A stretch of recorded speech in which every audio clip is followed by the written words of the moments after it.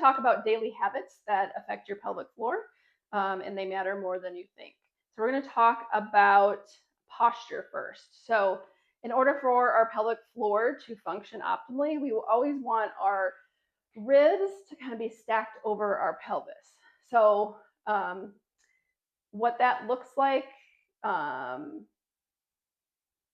when it's not in an optimal posture, so kind of having an anterior pelvic tilt like this. So see, our ribs are kind of out here more. Our pelvis is back this way, but it's tipped forward, or tucking our butt like this, and then our ribs are kind of smushed down. So we want to make sure we're kind of like stand tall, kind of like you're extending through, like you have a string that's pulling your head up, and we're stacking our ribs over our pelvis. And then in sitting, so if you're sitting at work or in your car, we want to make sure that, again, ribs stacked over pelvis in that neutral pelvic position. So I think a lot of times when people are driving, their foot is out like this, and they start like sinking back, and that posterior pelvic tilt happens, and then that puts pressure, can put pressure on your pelvic floor, can put pressure on your tailbone, and strain on your SI joints in your back. Using like a little, you can roll up a towel or a little lumbar pillow to help keep your pelvis in neutral, can help decrease strain on those structures. We don't want you way up here because that's that anterior tilt, but we want that neutral pelvic posture so that we're stacked. Focusing on not holding your breath, and then sometimes bracing. So getting that transverse abdominis muscle to kind of kick in a little bit when you start to lift. So when you go to, say, pick up your child or pick up a load of laundry, you want to, so we're not bending over like this and picking them up. We want to kind of bend our knees. We want to pull in that TA and then lift. But we also want to not hold our breath, and that kind of gets into the next tip of not breath holding. So that breath holding puts pressure down on your pelvic floor.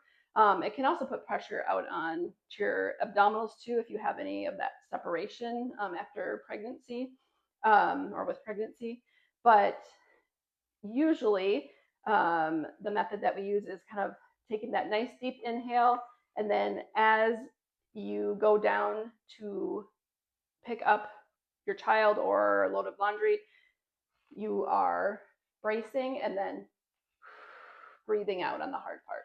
So another everyday tip is how you sit on the toilet. So toileting posture is really important in order for our pelvic floor muscles to relax fully. So they have to relax fully in order for us to eliminate urine and stool.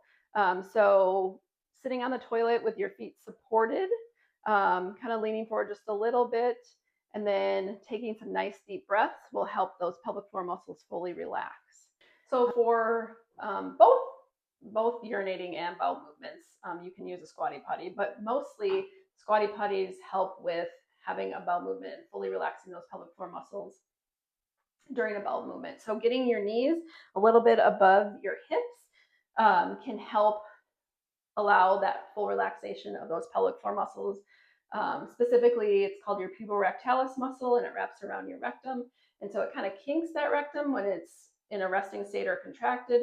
And then when you have your knees above your hips, it relaxes so that the rectum is straight down and that stool can come out a little bit more easily. So sitting with knees above the hips, you don't need an actual squatty potty. You can use just a little stool from like Walmart or Target. And then kind of leaning forward just a little bit, and then taking those deep 360-degree breaths can all help with that pelvic floor relaxation. For urinating, you can use this, but you can also just make sure that your feet are supported and kind of lean forward a little bit. If you're having problems fully emptying your bladder, you can use that breathing again, that deep 360-degree breathing. You can also try some pelvic tilting on the toilet, front to back, side to side, to help that little bit of urine that's left come out. So all of these little daily tips can add up. All these little small things can add up over time and improve pelvic floor function. A couple other tips are not pushing when you pee. So pushing when you pee, I think in this day and age, we're in a fast-paced world and we have to go to the bathroom and we want to get it done quick. So we sit on the toilet and push that pee out. So peeing it should be, or urinating should be passive. So we should just let those pelvic floor muscles relax. Our bladder is what is contracting to get the pee to come out. Our pelvic floor muscles are relaxing. So pushing when you pee puts a lot of pressure down on that pelvic floor and can cause dysfunction. Also, holding your pee for too long. So if you're holding it, normal time to go urinate throughout the day is every 2 to 3 hours. So 4 to 8 times a day. If you're holding it for longer than 4 hours, that can encourage pelvic floor tension. So we want to make sure that we are emptying enough during the day, but also not emptying too much. So going just in case is another no-no. That decreases your bladder capacity as well and can make your bladder signal to your brain, I gotta go, when your bladder is not full yet.